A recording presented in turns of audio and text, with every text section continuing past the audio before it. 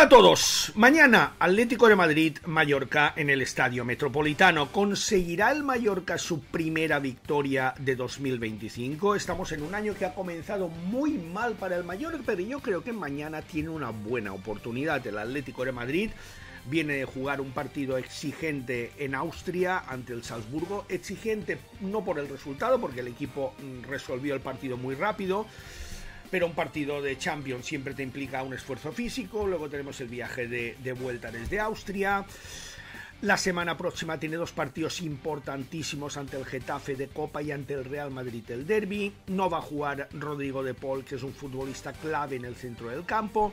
Es posible que tampoco lo haga de salida Julián Álvarez, que está a tiro de tarjeta de la suspensión y no podría jugar en el Bernabéu.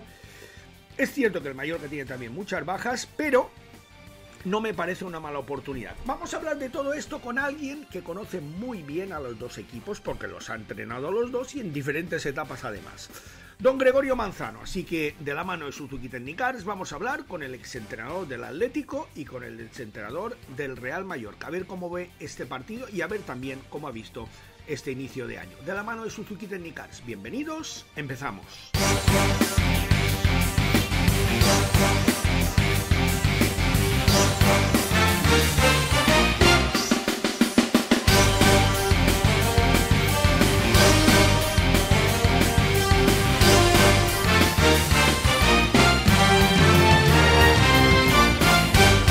Este es mi nuevo Suzuki Swift. Me avisa si me distraigo. Consume muy poco. Con la etiqueta Eco, entra al centro y aparco en cualquier sitio. Y hasta puedo cerrarlo desde el móvil con Suzuki Connect. Nuevo Suzuki Swift desde 79 € al mes. Consulta condiciones en suzuki.es. Ya estamos con don Gregorio Manzano. Don Gregorio, antes que nada, aunque ya estamos prácticamente en febrero, feliz año 2025. E igualmente, la cuesta de enero la terminamos hoy, Tomeu. Muy bien. Bueno, mañana tenemos una buena cuesta de enero en el Metropolitano a las 6:30 de la tarde, un Atlético de Madrid-Mallorca, y si hay alguien que conoce perfectamente a los dos equipos, este es don Gregorio Manzano, que los ha entrenado los dos y, como he dicho antes, al Atlético de Madrid en 2 etapas y al Mallorca en 3 etapas diferentes, o sea que conocimiento, todo y más. La verdad que sí, hemos tenido esa suerte, la llamo así, porque son dos de los equipos que en mi carrera profesional están muy arraigados en las experiencias, como tú dices, y en las etapas que tuve la oportunidad de dirigirlos.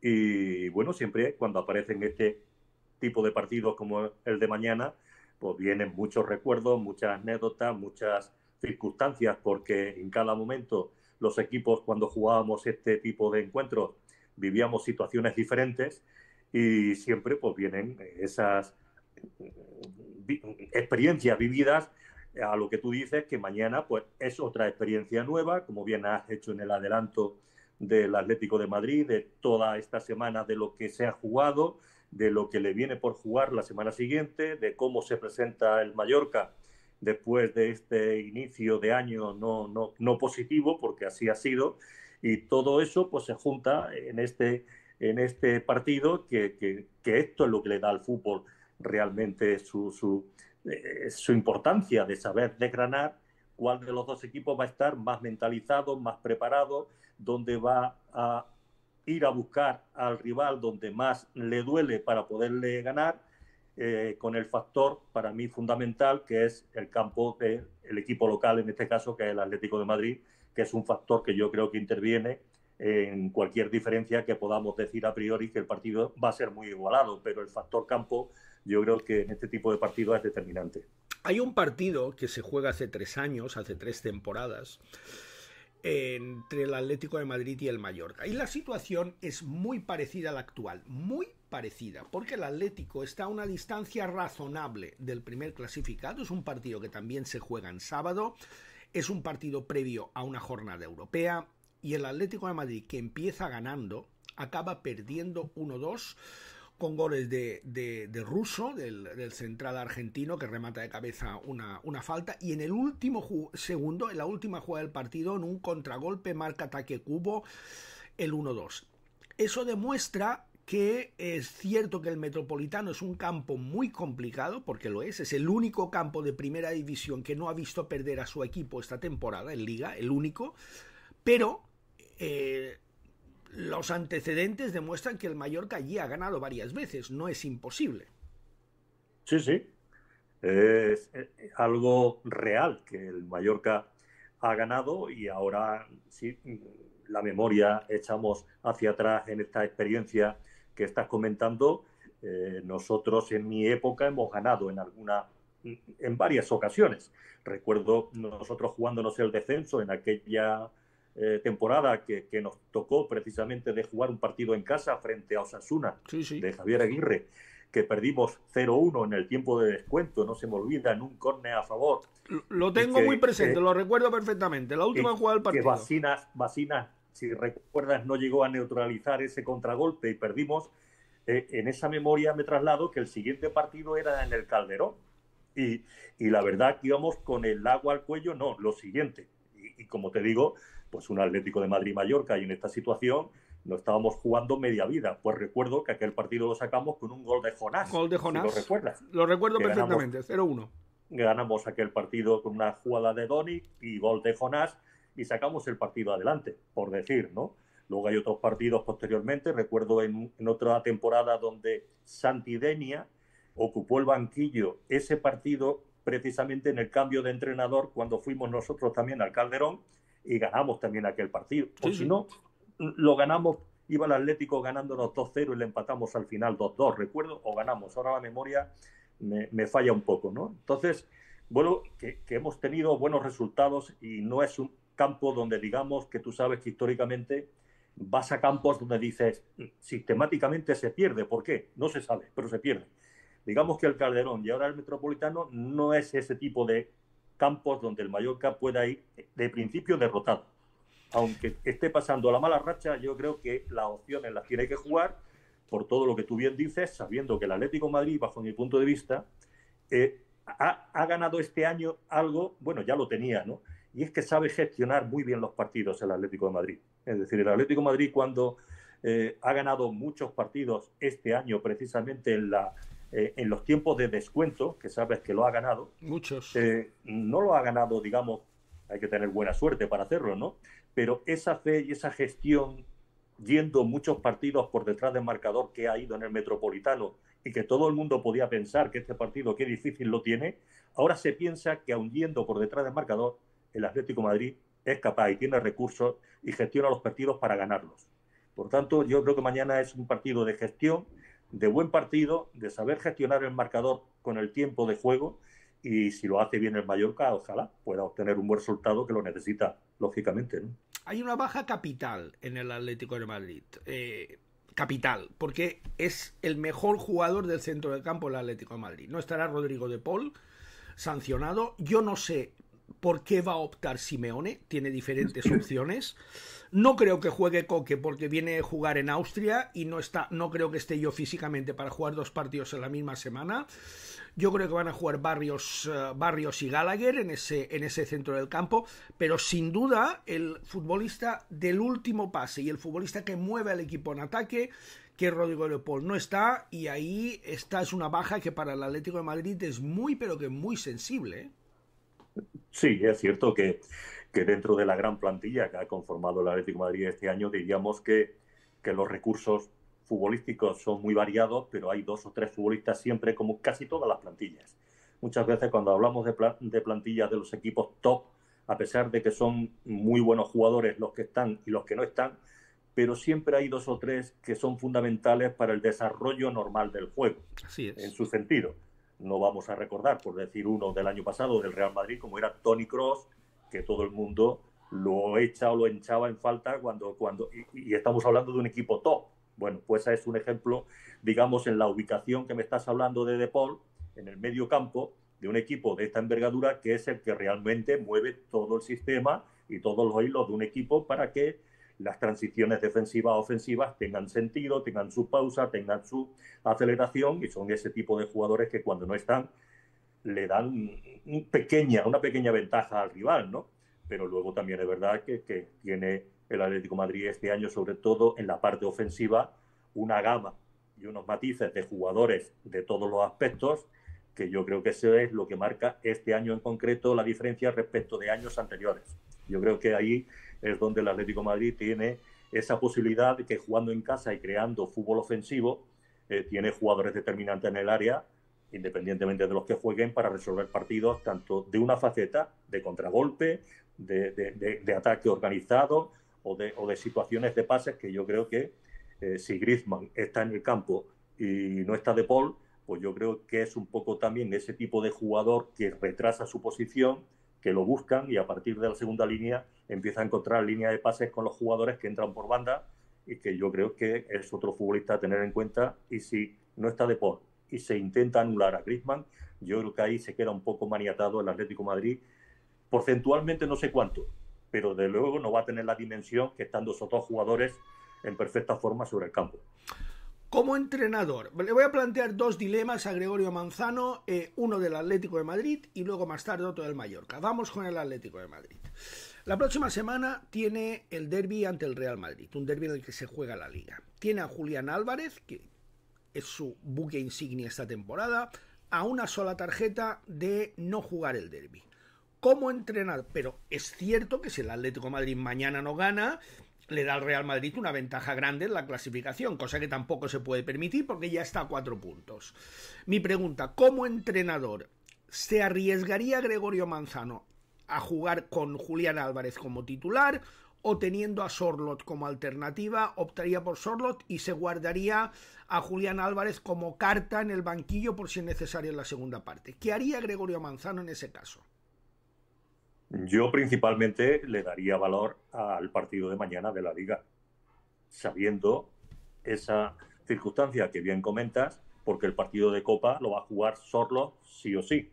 Eso está bastante claro. Yo creo que el partido de Copa, Sorloth y Correa van a ser los encargados de tener la línea ofensiva en ese partido de Copa. Y mañana, como bien comentas, un análisis, digamos, razonable, es que no se aleje el Real Madrid más de esos 4 puntos que actualmente tiene, y que se pueda presentar al partido de la próxima jornada al menos con esos 4 puntos, sabiendo que esa posibilidad se puede reducir a 1, que ya sería estar de nuevo metido en la pomada y de lleno por la Liga, porque de lo contrario, si mañana no se saca el partido y el Madrid lo hiciese, con una victoria del Madrid en el siguiente partido, diríamos... Ya está, te descarta. Que habría dejado. Por tanto, yo creo que lo que hay que asegurar es lo que primero se tiene y no pensar en lo sucesivo, sabiendo y teniendo en cuenta que Julián Álvarez habrá que decirle, lógicamente, que no cometa el error en ningún caso de hacer una falta innecesaria, que si está centrado cualquier profesional y no hace ninguna tontería en estas circunstancias, no te la van a sacar. Es una cosa obvia. Y yo creo que también, si sucede que encarrilan el partido, que no sabemos cómo será, pues lógicamente lo quitará del campo en previsión a lo que tú bien comentas. Pero yo mañana saldría a ganar el partido sin pensar de momento en el sábado. Yo creo que esa es la idea que mañana tendrá, pienso, Simeone de inicio. Vamos al otro bando, vamos al Mallorca. El Mallorca se presenta en el Metropolitano con 3 bajas importantes. No está Mafeo, tampoco está Antonio Sánchez, son 4 bajas. Tampoco está Antonio Sánchez, no está Omar Mascarell y no está Manu Morlanes. Sobre todo el centro del campo está muy afectado, porque el equipo se queda con las piezas justas en el centro del campo. Yo le planteo al entrenador 2 posibilidades: o cambiar el sistema de juego que has venido utilizando toda la temporada y plantarte con 3 centrales, o hacer debutar en primera división a un chaval que viene del juvenil y que aún no ha jugado ni un solo minuto con el Mallorca. Como entrenador, ¿con qué opción se quedaría Gregorio Manzano? Ahora, dejando aparte que hablamos del Mallorca, simplemente le planteo esta situación como hipotética. Ahora mismo el Mallorca, lógicamente el entrenador dominará todas las variables sobre la mesa que tiene para afrontar mañana el partido, y lo que pienso desde mi punto de vista como profesional que he sido es que los partidos hasta ahora jugados tengo en el casillero 0 a favor goles y 10 goles en contra. En los 4 últimos partidos oficiales que han disputado el equipo. Lo cual quiere decir que principalmente donde hay un problema es en el aspecto defensivo, donde el equipo, por distintas circunstancias, tanto en Copa, Supercopa y Liga, no ha sido capaz de marcar gol, pero sí ha sido capaz de encajar muchos goles. Por tanto, mañana, ante un rival y en un campo exigente como es el Atlético de Madrid, yo cuidaría un poco que la faceta de recibir gol la pueda intentar anular cuanto más sea posible durante el partido. Y si los argumentos encima me favorecen a que mi medio campo no lo puedo tener muy bien poblado con los mejores jugadores para poder dominar y controlar el medio campo al rival, yo sí haría un sistema donde tuviera solidez defensiva, donde tuviera trabajo en medio campo y donde intentara coger el contragolpe al equipo rival cuando me dé ocasión o cuando pueda. Por tanto, yo haría quizás un replanteamiento del sistema en esta situación tan especial como estamos hablando. Yo tengo una teoría con los tres equipos grandes de la liga. Yo no sé si Gregorio Manzano está de acuerdo conmigo o no. Yo tengo la teoría de que para los equipos de perfil medio-bajo no es lo mismo ir a jugar al Bernabéu que ir a jugar al Camp Nou, a Montjuïc, o ir a jugar al Metropolitano, porque siendo difíciles los tres partidos, la mayoría de entrenadores ya dan por perdido el partido ante el Real Madrid, y no les falta razón, porque o por lo civil o por lo criminal no solo acaban perdiendo, sino que además corren el riesgo de tener después consecuencias en forma de expulsiones, que luego sean jugadores que no puedan ser utilizados en futuras jornadas. En cambio, eso no sucede cuando los equipos van al Metropolitano o cuando van al Camp Nou o a Montjuïc este año. De hecho, hemos visto ganar al Granada y hemos visto ganar a Las Palmas. También hemos visto a equipos débiles ganar en el Metropolitano, pero es mucho menos frecuente ver eso en el Bernabéu. Ahí está el ejemplo de lo que le pasó a la Almería el año pasado, que vamos, aquello fue el atraco a mano armada, pero no es el único caso. Ha habido muchos casos iguales. ¿Está de acuerdo con esta teoría, Gregorio Manzano? Yo, en una teoría que estoy de acuerdo, yo tenía una teoría en mi etapa, en las temporadas, o en otros equipos, como tú decías, de perfil medio. Es decir, yo hacía 2 ligas. Y en las 2 ligas quitaba siempre los 4 equipos grandes que eran clasificados anteriormente para Champions. Y si tú quitas 4 partidos, son 8 partidos en liga, ¿vale? La liga entonces no costaba de 38 partidos, sino que yo hacía cuentas de 30 partidos. Esa otra liga. En esos 30 partidos, yo le decía al cuerpo técnico, y creo que a los jugadores, en 30 partidos hay que conseguir 42 puntos, que es el objetivo de puntuación mínima para alcanzar y asegurar la permanencia en Primera División. Y a partir de ahí, los otros 8 partidos, que estamos hablando de 24 puntos más, son los puntos que te van a dar una clasificación supuestamente más holgada, más cómoda, o luchar por puestos europeos. Por tanto, los importantes son los importantes. Y los otros, como no hay nada que perder y mucho que ganar, hay que ir a por ellos a ganarlos, sin miedo, sin problemas. No hay que tener ningún miedo cuando se juega en esos campos donde, como tú bien comentas, porcentualmente vas a perder de cada 10, 8. O a veces porcentualmente ganas, en vez de 10, 8, a lo mejor ganas de 10, 6. Pues ya estás sumando puntos. Y esos puntos son los que te dan luego la calidad clasificatoria o la calidad porcentual para luchar por Europa. Por tanto, es verdad que lo que hemos analizado antes desde un punto de vista técnico de cómo está el Mallorca en Madrid, pero ahora mismo el Mallorca ha clasificado sexto, no tiene nada que perder, porque lógicamente el Atlético de Madrid de ahora, que todo el mundo lo alaba con razón de cómo está, de cómo juega y de cómo se comporta en el campo, ¿qué pasa si le gana al Mallorca? Nada, solamente lo que tiene que hacer el Mallorca es competir el partido, lucharlo, pelearlo, pero sin miedo alguno, porque tiene esta posibilidad de esas variables que muchas veces los futbolistas están pensando en lo que les viene, y eso suele suceder, y otras veces piensan de dónde vienen, que también suele suceder. Entonces, el Mallorca se encuentra en este partido entre esas dos variables. Partido correspondiente de Champions, que lógicamente se gasta muchas piernas en la Champions, y partidos que vienen en Copa esta semana y del Bernabéu.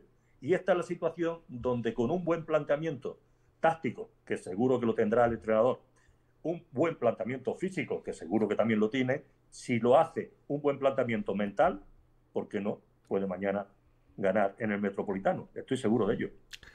En eso Gregorio Manzano era un maestro en preparar al equipo psicológicamente y en mandarle mensajes, en enseñarle en trozos de películas, en ponerle música.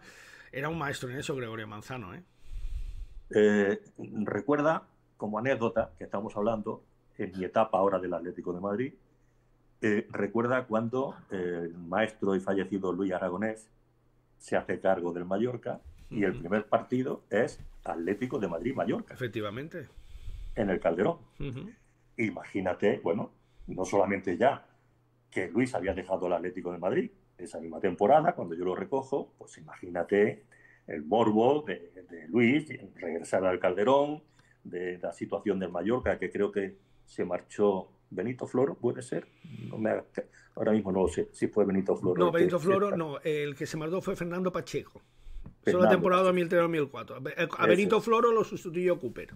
Efectivamente. Bien, pues bueno, pues imagínate ese partido. Yo sabía las dificultades que íbamos a tener, no, las siguientes, con Samuel, en fin, el equipo que estaba en Mallorca. Sí.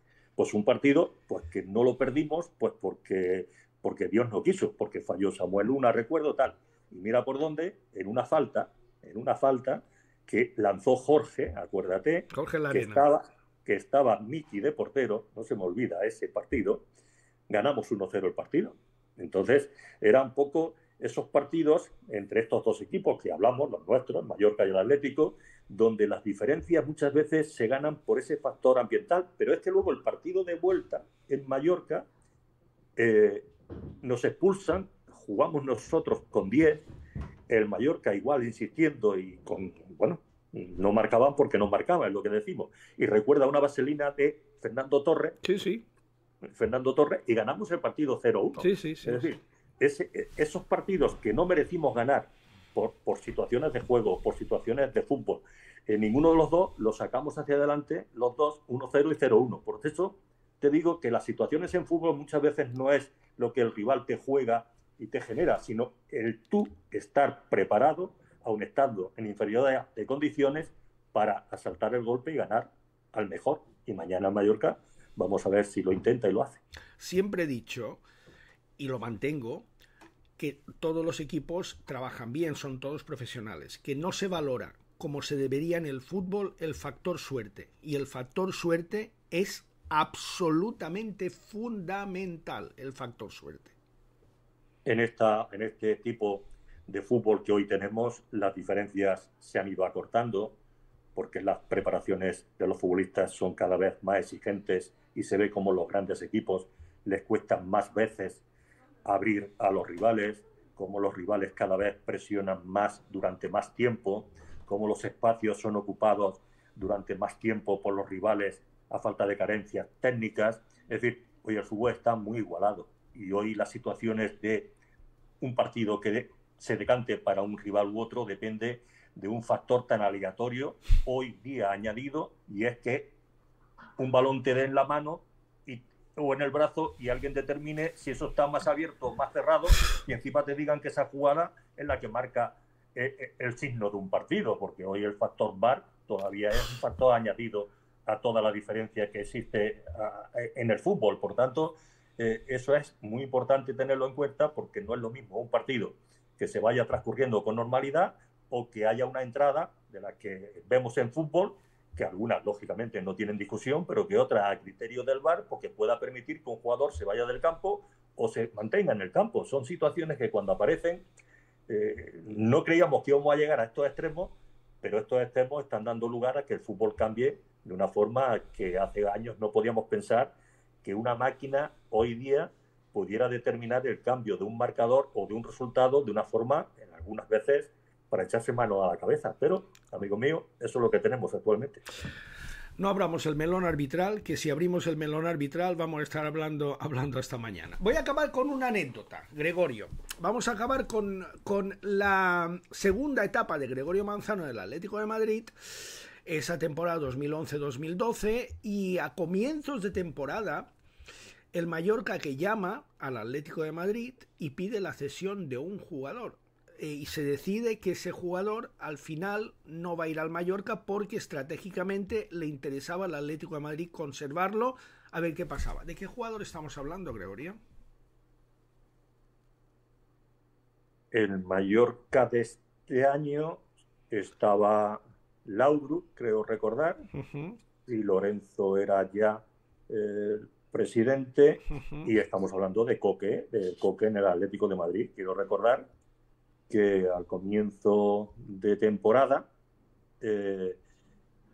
Coque se incorpora a la plantilla y sin embargo tenemos 4 extracomunitarios en el Atlético de Madrid, quiero recordar, y solamente se permitía por ley 3 y había que decidir cuál de ellos dejaba de estar en nuestra plantilla, y dentro de todas las posibilidades que había, pues habíamos fichado a Falcao, que no se podía echar. Evidentemente. Recuerdo que el otro era Miranda, el central, que lo trajimos de Brasil. Y el tercero, Diego Rivas. Creo que era Diego Rivas. Y el cuarto teníamos un futbolista que se llamará Elías, que jugaba en el centro del campo. ¿Como el Profeta? Señor. Y este jugador, Elías, jugaba en el centro del campo, que recuerdo que en el partido de vuelta contra el Vitoria de Guimaraes, en el segundo partido que te daba acceso a la liguilla de la UEFA, a la fase de grupos. Que ese año el Atlético ese año es campeón de la Europa League, precisamente. Sí. Este jugador, ese partido, hace los 2 goles. Los 2 goles, sí. Goles. Sí, me acuerdo, Elías. Fíjate qué situación es cuando a la mañana siguiente lo llamo al despacho y le digo: Elías, tienes que dejar el Atlético de Madrid. Tú fíjate qué situación, y explicarle los motivos que estoy explicando de que había jugadores que ya no se podían ir y que en su posición teníamos un jugador joven que estaba apareciendo, que le veíamos posibilidades, que era Coque. Pero Coque me llamó Laudrup, es cierto, para que se fuera al Mallorca, cedido esa temporada, y estuvo Lorenzo hablando conmigo también para cederlo. Le expliqué los motivos, lo entendieron, y al final, de ese punto de origen, podemos decir hoy día que Coque es el jugador del Atlético de Madrid con más partidos de la historia del Atlético en toda su historia. Por tanto, imagínate, a veces las decisiones lo que dan, una vez a favor y otra vez en contra, pero esta es la realidad de este momento. Tenemos que hacer un día un programa, Gregorio, más distendido, que tú lo conoces perfectamente, hablando de los jugadores en tu etapa en el Mallorca que estuvieron a punto de venir al Mallorca y que se cayeron al final a última hora. Que sí. La gente se sorprenderá porque el Mallorca tenía un secretario técnico que era un espectáculo, era fantástico, que era Nando Pons, y los jugadores que estuvieron a un paso de venir al Mallorca, alguno de ellos ha acabado siendo una estrella mundial. Es cierto que el trabajo de Nando junto con mi etapa de entrenador, digamos que es de los trabajos profesionales por mí más reconocido en el sentido de lo que era el saber qué es lo que queríamos, qué es lo que necesitábamos, con qué dinero contábamos y lógicamente todo el trabajo de Nando con toda su gente que tenía trabajando, haciendo todo lo que es la visión, que hoy día han aparecido otros mecanismos, hoy hay ya máquinas que tú le dices quiero esto, no, era el ver las cosas como nosotros las veíamos, ¿no? Y donde aparecían jugadores que quizás algunos se sorprendían de dónde venían o qué hacían, y luego el rendimiento que dieron en gran medida en el equipo, ¿no? Y hay muchísimos que llegaron, que lo dieron, quizás algunos menos, porque esto como todo, porcentualmente si traes 10, lo bueno en un equipo de estos niveles es que aciertes en 8, no es fallar en 2, porque económicamente entonces es un lío, ¿no? Pero la verdad, pues ahí están los grandes jugadores que han llegado y que se ha podido disfrutar de esa época. Pero yo me refiero a los que no acabaron llegando, que estuvieron a punto. Claro, los que no acabaron llegando. Voy a contar un caso que lo recordarás tú, pero otro día sí que con tranquilidad vamos a hablar de más. El caso de un futbolista que a mí me tenía entusiasmado en el Oporto, que era Hulk. ¿Te acuerdas de Hulk, el zurdo? Hulk llegó a tener un billete de avión con destino a Palma, porque el Oporto no quería renovarlo y el Mallorca aprovechó la circunstancia, le mandó un billete y venía a Palma, y cuando ya estaba prácticamente subiendo al avión recibió una llamada del Oporto que volviera, que le renovaba el contrato. Estuvo a un pasito de ser jugador del Mallorca, y estamos hablando de un supercrack mundial. Un Hulk que luego tuve la oportunidad de enfrentarme a ellos con el Sevilla en Copa de la UEFA, en ese Oporto famoso y que luego en China ha estado Hulk allí también en su última etapa en China, jugando mostrando ya su etapa final. O puede ser que no, puede ser que Hulk no estuviese en ese Oporto ahora de memoria y estuviese ya Falcao.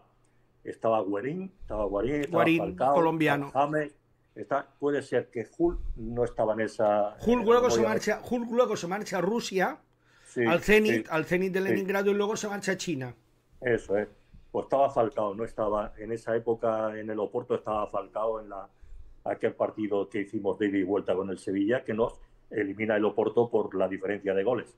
Ellos ganan el Sánchez Pizjuán 1-2 y nosotros ganamos ganamos 0-1, y por la diferencia de goles, que luego el Oporto es campeón de la UEFA, sí. Eliminando al Villarreal. Pues esta es en esta etapa ya está Falcao en el Oporto. Sí, ya está Falcao en el Oporto, porque recuerdo, porque esta es la temporada en la que el Villarreal denuncia al Mallorca, no le deja jugar competiciones europeas. Falcao creo que le marca 4 o 5 goles al Villarreal, y recuerdo una pancarta en Somos, gracias Falcao, porque sus goles habían eliminado al Villarreal. Eso lo recuerdo perfectamente. Muy bien, pues vamos a ver qué ocurre mañana, si vemos un buen partido y un mejor resultado. Otro día hablaremos de eso con tranquilidad. Don Gregorio, como siempre, un placer, un privilegio y vamos, fantástico, un análisis como siempre de un verdadero maestro. Muy bien, pues un abrazo y hasta pronto. Muchas gracias, Gregorio. Adiós. Don Gregorio Manzano, el exentrenador del Mallorca, exentrenador del Atlético de Madrid, que nos ha analizado este encuentro de mañana a las 6:30 de la tarde en el Metropolitano. Vamos a ver si el Mallorca rompe esta mala racha de 2025 y es capaz de sacar algo positivo de un estadio en el que, insisto, hace 3 temporadas ganó 1-2 con ese gol en el último segundo, en el último suspiro del japonés Take Kubo. Muchas gracias y mañana estaremos analizando este partido con Pep Barceló. Hasta mañana.